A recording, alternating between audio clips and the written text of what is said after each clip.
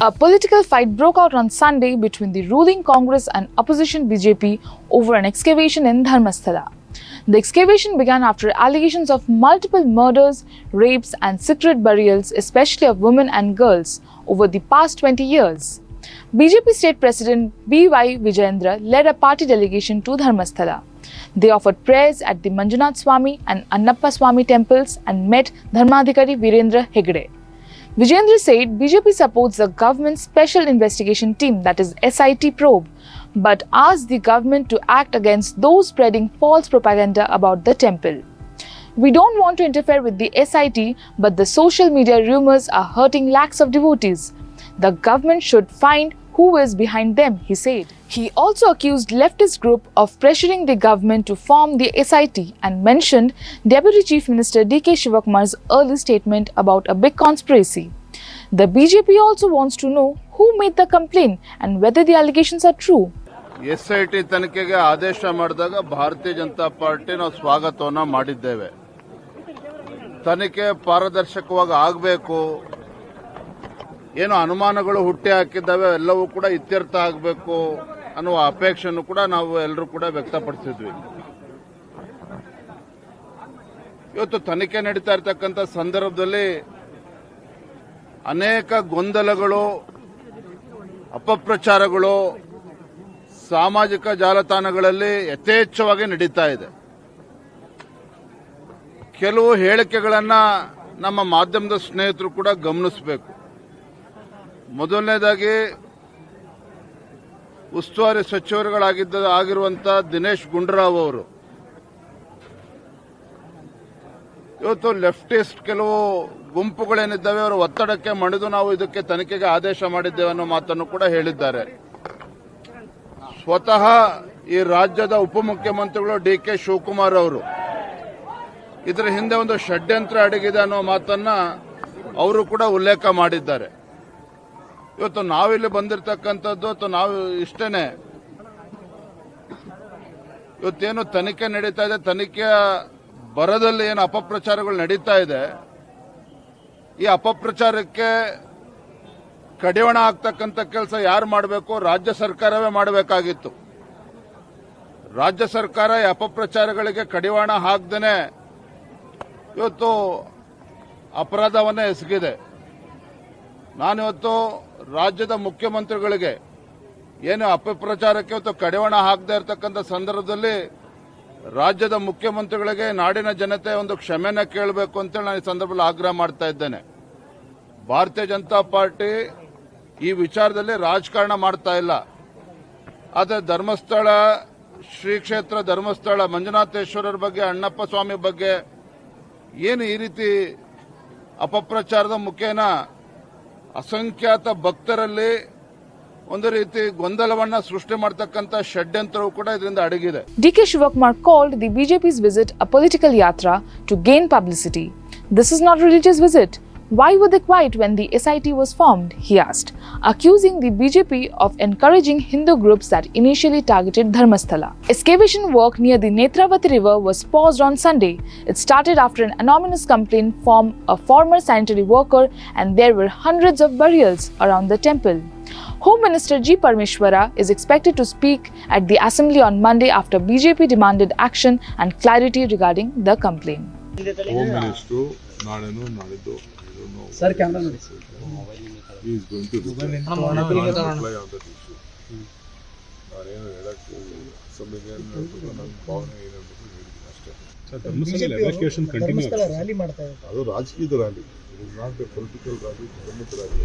ಏನು ಅವರು ಧರ್ಮಸ್ಥಳ ಏನು ಅವ್ರ ಮನೆ ಆಸ್ತಿ ಸಾರ್ವಜನಿಕರ ಸ್ವತ್ತು. ತನಿಖೆಗೆ ಮೊದಲೇ ಧರ್ಮಸ್ಥಳದ ಬಗ್ಗೆ ಅಪಪ್ರಚಾರ ಮಾಡಿದಂತ, ಧರ್ಮಾಧಿಕಾರಿಯ ಬಗ್ಗೆ ಅಪಪ್ರಚಾರ ಮಾಡಿದಂತ ಅವರ ಹಿನ್ನೆಲೆಯೂ ತನಿಖೆ ಆಗಬೇಕು. ಈಗಾಗಲೇ ಉಪಮುಖ್ಯಮಂತ್ರಿಗಳು ಷಡ್ಯಂತ್ರ ಇದೆ ಅಂತ ಹೇಳಿದ್ದಾರೆ. ಆ ಷಡ್ಯಂತ್ರ ಏನು ಅನ್ನೋದನ್ನು ಅವ್ರು ಬಹಿರಂಗಪಡಿಸಬೇಕು. ಸತ್ಯ ಹೇಳೋದಕ್ಕೆ ಹೆದರಿಕೆನಾ ಮಾನ್ಯ ಉಪಮುಖ್ಯಮಂತ್ರಿಗಳೇ? ಸತ್ಯ ಹೇಳಕ್ಕೆ ನಿಮಗೆ ಹೆದರಿಕೆ ಇಲ್ಲ ಅನ್ನೋದಾದ್ರೆ ಆ ಷಡ್ಯಂತ್ರ ಮತ್ತು ಷಡ್ಯಂತ್ರದ ಹಿಂದಿರ್ತಕ್ಕಂಥ ರಾಜಕಾರಣ, ಷಡ್ಯಂತ್ರದ ಹಿಂದಿರ್ತಕ್ಕಂಥ ಶಕ್ತಿ ಅದು ಯಾವುದು ಅನ್ನೋದನ್ನ ತಾವು ಬಹಿರಂಗಪಡಿಸಬೇಕಾದ ಅನಿವಾರ್ಯತೆ ಇದೆ. ಈಗ ನೀವು ಹೇಳದೇ ಇದ್ರೆ ಇನ್ಯಾವಾಗ ಹೇಳ್ತೀರಿ?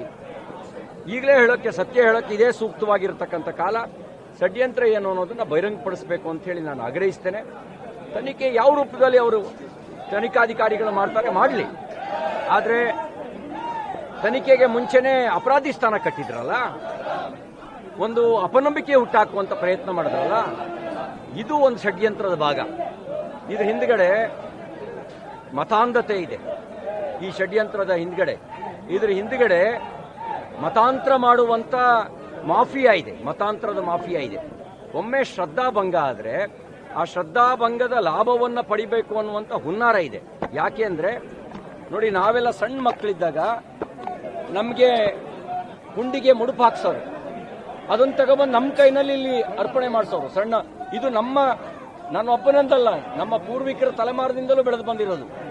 ಅಂತ ಒಂದು ಶ್ರದ್ಧೆಯನ್ನ ಭಂಗ ಮಾಡಬೇಕು ಅನ್ನುವಂಥ ಒಂದು ಷಡ್ಯಂತ್ರದ ಭಾಗ ಇದೆ. ನಾನು ಅವ್ರಿಗೆ ಕೇಳಕ್ ಬಯಸ್ತೇನೆ, ಅನ್ನ ಕೊಡೋದು ತಪ್ಪ? ಯಾವುದೇ ಜಾತಿಯ ತಾರತಮ್ಯ ಮಾಡದೆ ಚಿಪ್ನಲ್ಲಿ ಅನ್ನ ಕೊಡ್ತಿದ್ದ, ಕಾಫಿ ಕೊಡ್ತಿದ್ದ ಕಾಲದಲ್ಲಿ ಇಲ್ಲಿ ಸಹಪಂಕ್ತಿ ಭೋಜನ ಮಾಡಿದ್ದು ಅಪರಾಧನ? ಅಕ್ಷರ ದಾಸೋಹ ಮಾಡಿದ್ದು ಅಪರಾಧನ? ಆರೋಗ್ಯ ಕ್ಷೇತ್ರಕ್ಕೆ ಕೊಡುಗೆ ಕೊಟ್ಟಿದ್ದ ಅಪರಾಧನ? ಪುರಾತನ ದೇವಸ್ಥಾನಗಳನ್ನ ಧರ್ಮೋತ್ಥಾನ ಟ್ರಸ್ಟ್ಗಳ ಮೂಲಕ ಜೀರ್ಣೋದ್ಧಾರ ಮಾಡಿದ ಅಪರಾಧನ? ಗ್ರಾಮಗಳಲ್ಲಿ ನೆರವು ಕೇಳ್ಕೊಂಡು ಬಂದವರಿಗೆ ದೇವಾಲಯಕ್ಕೆ ನೆರವು ಕೊಟ್ಟಿದ್ದ ಅಪರಾಧನ? ಜನಸಾಮಾನ್ಯರು ಬದುಕು ಕಟ್ಕೊಳ್ಳೋದಕ್ಕೆ ನೆರವು ನಿಂತಿದ್ದು ಧರ್ಮಸ್ಥಳದ ಅಪರಾಧನ? ಯಾವ್ದು ಅಪರಾಧ? ನಾವು ಹೇಳ್ತಾ ಇದೀವಿ, ನೀವು ಯಾವ ವಿಷಯವನ್ನು ಮುಂದಿಟ್ಕೊಂಡು ಹೋಗ್ತಾ ಇದ್ದೀರೋ ನೀವು ಅದಕ್ಕೆ ನ್ಯಾಯ ಕೊಡಿಸಬೇಕು ಅಂತ ಹೋರಾಟ ಮಾಡೋ ನೆಪದಲ್ಲಿ ಧರ್ಮಸ್ಥಳವನ್ನ ಟಾರ್ಗೆಟ್ ಮಾಡಿದ್ದು ಧರ್ಮಾಧಿಕಾರಿಗಳು ಮತ್ತು ಅವರ ಕುಟುಂಬವನ್ನ ಟಾರ್ಗೆಟ್ ಮಾಡಿದ್ದು ಇದು ಅಪರಾಧ, ಇದು ಷಡ್ಯಂತ್ರ. ಈ ಷಡ್ಯಂತ್ರ ಈ ಬಯಲಿಗೆ ಬರಬೇಕು. ಅದಕ್ಕೆ ನಾನು ಮುಖ್ಯಮಂತ್ರಿಗಳಿಗೆ ಆಗ್ರಹಿಸ್ತೇನೆ, ಮುಖ್ಯಮಂತ್ರಿಗಳೇ, ಕೋಟ್ಯಾಂತರ ಜನರ ಭಕ್ತರ ಮನಸ್ಸಿಗೆ ಘಾಸಿಯಾಗುವ ರೀತಿಯಲ್ಲಿ ವರ್ತನೆ ಮಾಡಿರೋರ ಮೇಲೆ ಕ್ರಮ ಯಾಕಿಲ್ಲ ನಿಮ್ದು? ಯಾಕೆ ನೀವು ಕ್ರಮ ತಗೊಂಡಿಲ್ಲ? ಅವ್ರ ಮೇಲೆ ಕ್ರಮ ತಗೊಳ್ಳಿ, ಅವ್ರ ಮೇಲೆ ಕ್ರಮ ತಗೊಳ್ಬೇಕು. ಮತ್ತು ನಿಮ್ಮ SIT ತನಿಖೆ ಎರಡು ಮುಖವಾಗಿ ನಡೀಬೇಕು. ಹೇಗೆ ಒಬ್ಬ ಅನಾಮಿಕ ದೂರುದಾರನ ದೂರನ್ನೇ ಆಧರಿಸಿ ನೀವು ತನಿಖೆ ನಡೆಸಿದ್ರೋ ಅವನ ಹಿನ್ನೆಲೆಯೂ ತನಿಖೆ ಆಗಬೇಕು, ಅದು ತನಿಖೆ ಆಗಬೇಕು. ಅವನ ಹಿಂದ್ಗಡೆ ಇರುವ ಶಕ್ತಿಗಳೇನೋ ತನಿಖೆ ಆಗಬೇಕು. ಈಗ ಇಷ್ಟೆಲ್ಲ ಧರ್ಮಸ್ಥಳದಲ್ಲಿ ನೀವು ಅವನು ಹೇಳಿದ ಕಡೆಲ್ಲ ಗುಂಡಿ ತೋಡಿರಲ್ಲ, 18 ಅಡಿ 20 ಅಡಿ ಎಲ್ಲ ತೋಡಿದ್ರಲ್ಲ, ಏನ್ ಸಿಕ್ತು ನಿಮ್ಗೆ? ಇದು ಇಷ್ಟಾದ್ಮೇಲೂ ನಿಮಗೆ ಇದು ಕಪೋಲ ಕಲ್ಪಿತ ಅಂತ ಅನ್ಸಿಲ್ವಾ? ಇದು ಷಡ್ಯಂತ್ರದ ಭಾಗ ಅಂತ ಅನ್ಸಿಲ್ವಾ? ಹಾಗಿದ್ರೆ ಷಡ್ಯಂತ್ರದ ಭಾಗ ಅಂತ ಅನ್ಸಿದ್ರೆ ಈ ಷಡ್ಯಂತ್ರ ನಡೆಸಿದವರ ಮೂಲ ಪತ್ತೆ ಹಚ್ಚಿ ಅವರಿಗೆ ಶಿಕ್ಷೆ ಆಗಬೇಕು. ಅವರಿಗೆ ಶಿಕ್ಷೆ ಆದಾಗ ಮಾತ್ರ ಧರ್ಮಸ್ಥಳದ ಭಕ್ತರಿಗೆ ಸಮಾಧಾನ ಆಗುತ್ತೆ. ಅದಕ್ಕೆ ನಾನು ಆಗ್ರಹಿಸ್ತೇನೆ, ಮಾನ್ಯ ಮುಖ್ಯಮಂತ್ರಿಗಳೇ, ನಿಮಗೆ ಸಂವಿಧಾನದ ಮೇಲೆ ನಂಬಿಕೆ ಇದ್ರೆ, ನಿಮಗೆ ಧರ್ಮಸ್ಥಳದ ಬಗ್ಗೆ ಗೌರವ ಇರೋದಾದ್ರೆ, ಧರ್ಮಸ್ಥಳದ ಭಕ್ತರ ಭಾವನೆಗಳನ್ನು ಗೌರವಿಸೋದಾದ್ರೆ ಈ ಹಿನ್ನೆಲೆಯ ತನಿಖೆ ಆಗಬೇಕು. ಅದಕ್ಕೆ ಯಾವಾಗ SIT ತನಿಖೆ ಮಾಡ್ತೀರಿ? ಯಾರೋ ಹೇಳಿದ್ರು ಅಂತ SIT ತನಿಖೆ ಮಾಡಿದ್ರಿ ನೀವು, ಸಂತೋಷ ಮಾಡಿ. ನಮಗೂ ಪುಟಕ್ಕಿಟ್ಟ ಚಿನ್ನದಂತೆ ಧರ್ಮಸ್ಥಳ ಹೊರಗೆ ಬರುತ್ತೆ ಅನ್ನೋಂಥ ವಿಶ್ವಾಸ ಇತ್ತು. ಪುಟಕ್ಕಿಟ್ಟ ಚಿನ್ನದಂತೆ ಹೊರಗೆ ಬರುತ್ತೆ ಆ ವಿಶ್ವಾಸ ಇದೆ. ಆದರೆ ಷಡ್ಯಂತ್ರ ಮಾಡಿದವರನ್ನು ಅವ್ರ ಬಗ್ಗೆನೂ ತನಿಖೆ ಆಗಬೇಕಲ್ಲ, ಆ ತನಿಖೆ ಮಾಡಬೇಕು ಅಂತ ಆಗ್ರಹಿಸ್ತೇನೆ. ಸೋಷಿಯಲ್ ಮೀಡಿಯಾದ ಬಗ್ಗೆ ಕಾಂಗ್ರೆಸ್ ಆರೋಪ ಮಾಡ್ತಾ ಇರೋದು ಇದೆಲ್ಲ ಬಿಜೆಪಿಯವರು ಒಂದು ರಾಜಕೀಯವಾಗಿ ಬಳಸ್ಕೊಳ್ತಾ ಇದ್ದಾರೆ. ಮತ್ತೆ ಈ ಎಲ್ಲ ಷಡ್ಯಂತ್ರದ ಹಿಂದೆ ಬಿಜೆಪಿಯವರು ಇರೋದು. ಈಗ ಖಂಡ್ರೆ ಅವರು ಈ ಪಾಪದ ಸುಳಿಗೆ ತಾವು ಸಿಗಾಕೊಳ್ತಾ ಇದ್ದಾರೆ. ಯಾರೋ ಮಾಡಿದ ಪಾಪದ ಸುಳಿಗೆ ನೀವು ಮಾತಾಡಿ ಸಿಗಾಕೋತಾ ಇದ್ದೀರಿ. ಖಂಡ್ರೆ ಅವರೇ, ನಿಮ್ಮ ತಂದೆನೂ ಇದನ್ನು ಒಪ್ಪಲ್ಲ, ನಿಮ್ಮ ತಂದೆಯೂ ನಿಮ್ಮ ಒಪ್ಪಲ್ಲ. ಶರಣ ಸಂಸ್ಕೃತಿಯಂತೂ ಇದನ್ನು ಒಪ್ಕೊಳ್ಳೋದೇ ಇಲ್ಲ. ಶರಣ ಸಂಸ್ಕೃತಿ ಈ ತರದ ನಿಮ್ಮ ಸುಳ್ಳನ್ನ ಒಪ್ಕೊಳ್ಳೋದೇ ಇಲ್ಲ. ಸೋಷಿಯಲ್ ಮೀಡಿಯಾದ ಬಗ್ಗೆ ಸೋಷಿಯಲ್ ಮೀಡಿಯಾ ಏನು ಷಡ್ಯಂತ್ರ ಮಾಡಿದ್ರು, ಅವ್ರಿಗೆ ಎಲ್ಲಿಂದ ಹಣ ಬಂದಿದೆ, ಇದ್ರ ಹಿಂದ್ಗಡೆ ಯಾರಿದ್ದಾರೆ, ಇದು ಕೂಡ ತನಿಖೆಯ ಭಾಗ ಆಗಬೇಕು. ತನಿಖೆ ಈಗ ಅವ್ರು ಹೇಳಿದ್ದಕ್ಕೆ ಈ ಕಂಡಲೆಲ್ಲ ಆಗಿದ್ರಲ್ಲ, 17-18 ಕಡೆ ಆಗಿದ್ರಲ್ಲ, ಇನ್ನು 20 ಕಡೆ ಆಗಿರಿ, ನಮಗೇನು ದುಃಖ ಇಲ್ಲ. ನಿಮ್ಮ ಹಣ ಖರ್ಚಾಗುತ್ತೆ, ನಿಮ್ಮ ಸಮಯ ವ್ಯರ್ಥ ಆಗುತ್ತೆ. ಆದರೆ ಆರೋಪ ಮಾಡಿದ್ರಲ್ಲ, ಆರೋಪದ ಹಿನ್ನೆಲೆ ಏನು, ಅವ್ರಿಗೆ ಎಲ್ಲಿಂದ ಹಣ ಸರಬರಾಜಾಯಿತು, ಯಾರ್ಯಾರಿಗೆ ಟಾರ್ಗೆಟ್ ಕೊಟ್ಟರು, ಎಷ್ಟು ವ್ಯವಸ್ಥಿತ ಪ್ಲಾನ್ ಮಾಡಿದ್ದಾರೆ, ಈ ಪ್ಲಾನ್ ಎಲ್ಲಾಯಿತು ಅನ್ನುವ ಅನುಮಾನ ಬಹಳ ದಟ್ಟವಾಗಿದೆ. ವಿದೇಶದಿಂದಲೂ ಹಣ ಬಂದಿದೆ ಅಂತಕ್ಕಂಥ ಅನುಮಾನ ಇದೆ. ಮತಾಂತರದ ಮಾಫಿಯಾ ಇದ್ರ ಹಿಂದ್ಗಡೆ ಇದೆ ಅಂತಕ್ಕಂಥ ಒಂದು ಅನುಮಾನ ಇದೆ. ಈ ಎಲ್ಲ ಅರ್ಬನ್ ನಕ್ಸಲರು ಇದರ ಸ್ಟ್ರಾಟಜಿಯನ್ನು ರೂಪಿಸಿದ್ದಾರೆ ಅಂತಕ್ಕಂಥ ಅನುಮಾನ ಇದೆ. ಈ ಎಲ್ಲ ಅನುಮಾನಗಳ ಬಗ್ಗೆ ತನಿಖೆ ಆಗಬೇಕು. ನೀವು ಧರ್ಮಸ್ಥಳದ ಬಗ್ಗೆ ಅನುಮಾನ ಪಟ್ಟವ್ರ ಬಗ್ಗೆ ಅದು ಶತಮಾನಗಳಿಂದ ಇರುವ ನಂಬಿಕೆಯನ್ನೇ ಅಲ್ಲಾಡಿಸೋ ರೀತಿಯಲ್ಲಿ ನೀವು ತನಿಖೆ ಮಾಡಿಸಿದ್ರಿ. ಈಗ ಈ ಬಗ್ಗೆಯೂ ತನಿಖೆ ಆಗಲಿ. ಇದು ಭಕ್ತರ ಭಾವನೆ. ಈ ಬಗ್ಗೆಯೂ ತನಿಖೆ ಆಗಲಿ, ತನಿಖೆ ಆಗಬೇಕು ಅಂತ ಆಗ್ರಹಿಸಿದೆ. ಗೌರವಾನ್ವಿತ ವೀರೇಂದ್ರ ಹೆಗ್ಗಡೆಜಿ ಅವರನ್ನು ನಾವು ಇವತ್ತು ಭೇಟಿ ಮಾಡಿದ್ದೇವೆ. ಅವರು ಬಹಳ ನೊಂದಿದ್ದಾರೆ ಅಂತಕ್ಕಂಥದ್ದು ನಮಗೆ ಮನವರಿಕೆ ಆಗಿದೆ. ಶ್ರೀ ಕ್ಷೇತ್ರದ ಭಕ್ತರಲ್ಲೂ ಕೂಡ ಇದೇ ರೀತಿಯ ಒಂದು ನೋವಿನ ಸಂಗತಿ ಇದೆ. ಇದಕ್ಕೆಲ್ಲವಕ್ಕೂ ಪರಿಹಾರ ಇರತಕ್ಕಂಥದ್ದು ಈಗ ಇಲ್ಲಿ ಏನೂ ಸಿಕ್ಕಿಲ್ಲ, ಆಪಾದನೆ ಎಲ್ಲವೂ ಸುಳ್ಳು, ಇದು ಒಂದು ಷಡ್ಯಂತ್ರ, ಕಳಂಕ ಹಚ್ಚುವ ಒಂದು ಕಾರ್ಯವನ್ನ ಈ ಏನು ಎಡಪಂಥೀಯರಿದ್ದಾರೆ ಅವರ ಜೊತೆಯಲ್ಲಿ ಈ ಸರ್ಕಾರವೂ ಸೇರಿದೆ ಅಂತಕ್ಕಂಥದ್ದು ಭಕ್ತರ ಅನಿಸಿಕೆ. ಇದನ್ನ ತಿಳಿಗೊಳಿಸಬೇಕು. ಭಕ್ತರಲ್ಲಿ ಒಂದು ರೀತಿಯ ಕಳಂಕ ಅದನ್ನು ನಾವು ಅವರಿಗೆ ಧೈರ್ಯ ತುಂಬಬೇಕು. ಮತ್ತೆ ಶ್ರೀ ಕ್ಷೇತ್ರಕ್ಕೆ ಯಾವುದೇ ರೀತಿಯ ಕಳಂಕ ಹಚ್ಚುವವರನ್ನ ನಾವು ಸಹಿಸಬಾರದು. ಆ ಕಾರಣಕ್ಕೆ ನಾವಿವತ್ತು ಬಂದಿದ್ದೇವೆ. ಮಂಜುನಾಥರ ದರ್ಶನ ಆಗಿದೆ. ನಾವೆಲ್ಲರೂ ಸೇರಿ ಈ ಶ್ರೀ ಕ್ಷೇತ್ರದ ಪರವಾಗಿ ನಾವು ಇದ್ದೇವೆ ಅಂತಕ್ಕಂಥದ್ದನ್ನ ನಾನು ಹೇಳಲಿಕ್ಕೆ ಬಯಸ್ತೇನೆ. I don't think interim report or any report has not come according to me. But anyhow, our Home Minister, he will give reply. Even Friday also, he has given some information, and he told on that day, Monday, he is going to give a statement. Let us wait. No, let them go. What is there? The BJP people, they always think on votes. See, Manjunatha, Annappa Hegde, and there are a lot of devotees, more than BJP. In Manjunatha and Annappa, devotees are in Congress. We should not politically use this issue. Any party, maybe Congress, BJP, JDS, we should not use.